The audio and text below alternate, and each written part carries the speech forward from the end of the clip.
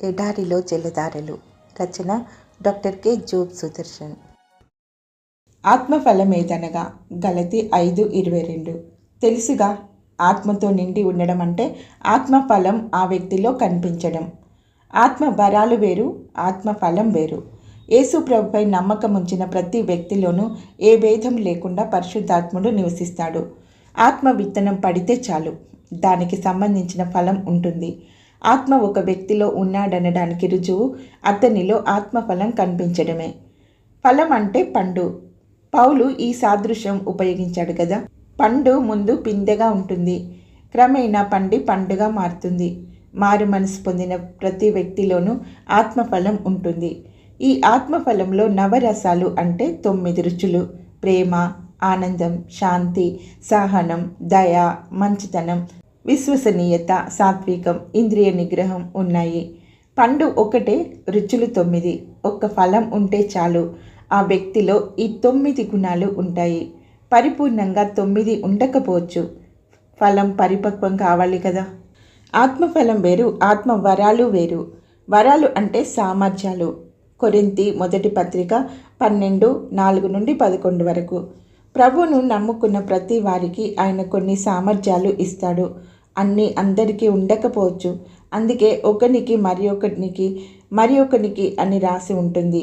విశ్వాసులందరికీ ఒకే రకమైన సామర్థ్యాలు, వరాలు ఉండవు. వరాలు వివిధ రకాలుగా ఉంటాయి. అయితే నేను చెబుతున్నది ఆత్మఫలం గురించి. మారు మనసు పొందిన ప్రతి మనిషిలోనూ ఆత్మఫలం ఉంది. ఆ ఫలంలో 9 రుచులున్నాయి. ఒక వ్యక్తి ఆత్మపూర్ణుడైతే దానికి రుజువు ప్రేమ, సంతోషం, తదితర గుణాలు ఉన్నాయా లేవా అన్నదే. ఈనాడు క్రైస్తవులు కొన్ని రకాల వరాలున్న వారిని ఆత్మపూర్ణులుగా గుర్తించడం జరుగుతుంది. ఇది పూర్తిగా పొరపాటు. వాక్యం గురించిన అవగాహన లేకపోవడమే దీనికి కారణం. కొందరికి స్వస్థపరిచే వరం ఉంటుంది, కొందరికి భాషల్లో మాట్లాడే వరము, మరికొందరికి అర్థం చెప్పే వరం ఉంటుంది. అయితే విశ్వాసులు అందరికీ ఆత్మఫలం మాత్రం ఉంటుంది. స్వస్థతలు కేవలం పరిశుద్ధాత్మ వరం మూలంగానే గాక వేరు కారణాల వల్ల, దురాత్మల వల్ల కూడా జరుగుతాయి. ఒక వ్యక్తి స్వస్థతలు చేస్తున్నాడంటే అది పరిశుద్ధాత్మ వరం వల్ల కావచ్చు, వేరే శక్తుల వల్ల కూడా కావచ్చు. కానీ ఒక వ్యక్తిలో ఆత్మఫలంలోని 9 గుణాలు కనిపిస్తున్నాయంటే అవి ఏ దశలో ఉన్నప్పటికీ అవి కేవలం అతనిలో పరిశుద్ధాత్ముడు ఉండబట్టే. ఇది స్పష్టమైన రుజువు. ఫలం అంటే ఫలితం.